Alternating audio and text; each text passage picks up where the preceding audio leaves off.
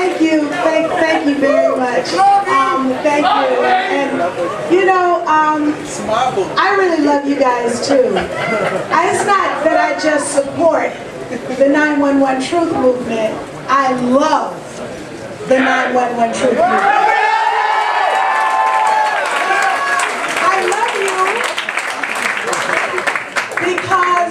When I was in Washington, D.C., on that fateful day, and they passed out talking points to us saying that the United States was hit because we are free, and they expected me to go back to my district in Georgia and say to my constituents that we were hit because we're free. I wasn't supposed to ask any questions.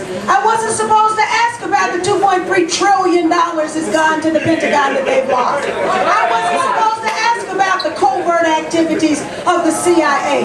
I wasn't supposed to ask about the investment that the American people made in their military and intelligence complex, trillions of dollars, and it fails 4 times in one day. I wasn't supposed to ask those questions. But as a responsible member of Congress, I was compelled to ask those questions.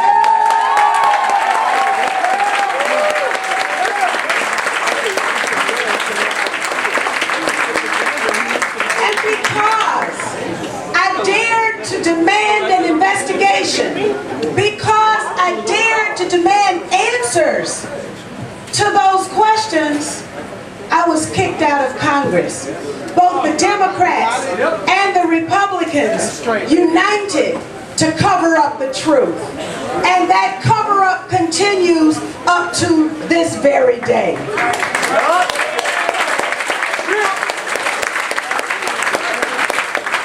And so, with the lies that this government told about September 11th, they carried those lies into every nook and cranny of our country, and they lied to the American people, and then they even spied on the American people.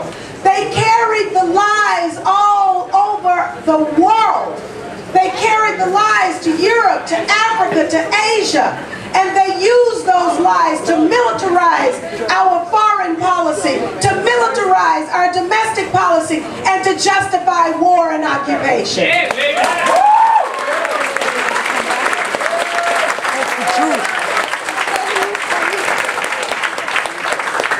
The true patriots are the ones who demand an answer.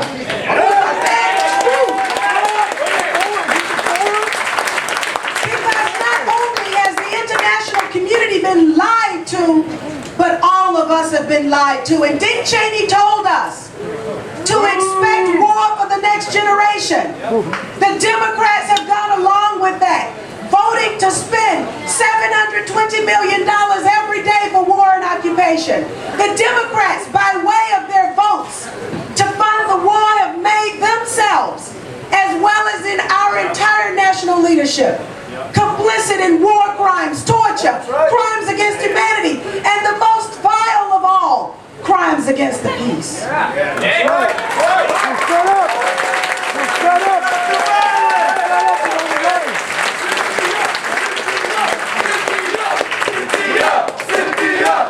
was the brother of a slain president who had the courage to go out into every place around this country as he campaigned in 1968 to become the president. I'm talking about Bobby Kennedy. Bobby Kennedy said that the only way I'll find out who really killed my brother is to become the president myself.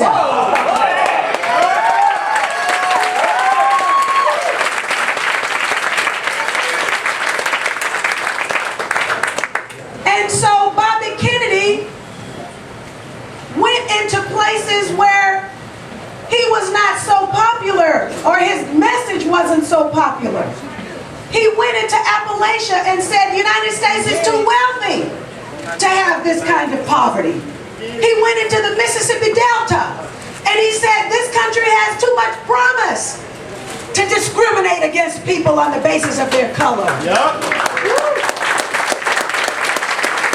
He even went into apartheid South Africa, and he reminded folks that every single act on behalf of justice combines with 1 million other acts on behalf of justice. And together those millions of acts of justice form a mighty torrent that can wash down even the mightiest walls of oppression. We've got real walls of oppression that have been built right here inside this country. And it is you, the young people of the 911 Truth Movement, who will erase and knock down those walls.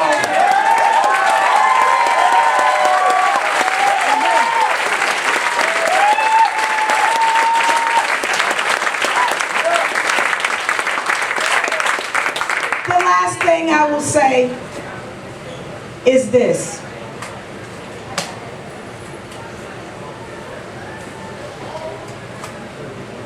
Now comes the moment of truth for all of us. Are we willing to stand, no matter what it takes, for truth? Will we take that stand, no matter what personal cost it might cost us? And the answer is absolutely yes. I hear you.